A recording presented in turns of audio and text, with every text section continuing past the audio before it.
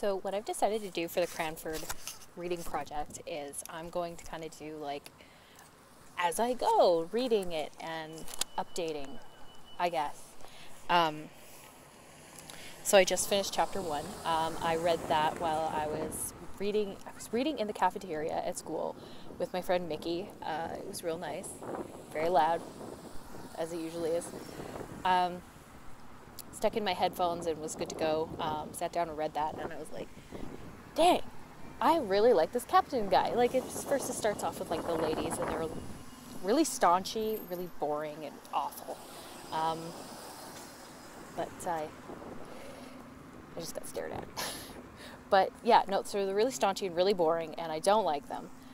But then the captain and his daughters come along, and they're, well, the captain and his daughter Jessie, at least, are bright, and they're just so incredibly different from these ladies of Cranford, who are mentioned to be very independent, but are very different from our modern idea of what independence is.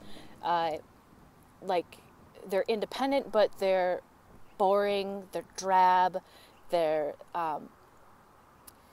judgmental, but not. Like, they're judgmental, but they try to hide it. They're kind of like, I don't know, they're fake.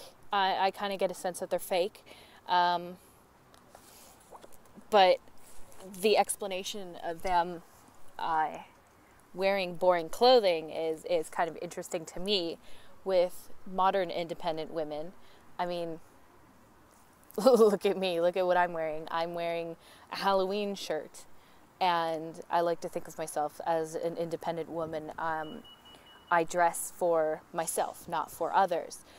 While the women of Cranford find no one to dress for. So they are boring. I don't know. That's just kind of what I'm getting from the first chapter, I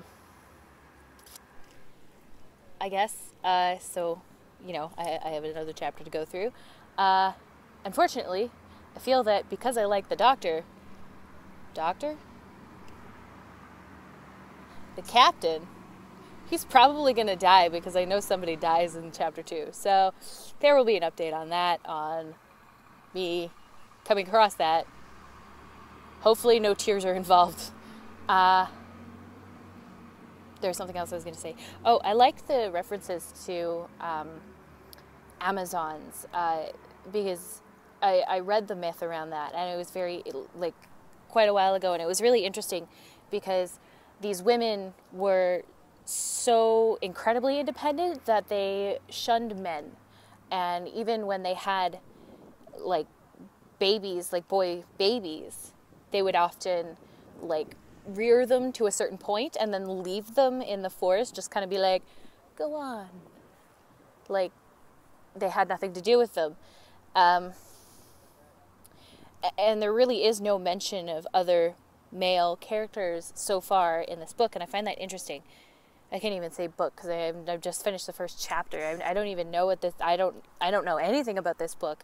It's kind of almost hard to comment on it without knowing anything about it. I'm reading it kind of like as somebody reading it like in a magazine or whatever would. Like, you have no previous knowledge about the book.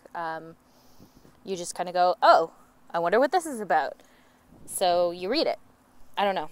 I had to mark, obviously, the one part where Captain Brown says to Miss Betty Barker about her poor, cold little cow that she needs to make it flannel. And she does. It was too much. I had to highlight it. It was too good. And I'm probably going to share it with every single person in my family. So that is chapter 1. So I just finished chapter 2. Chilling on my bed, drinking my drink, and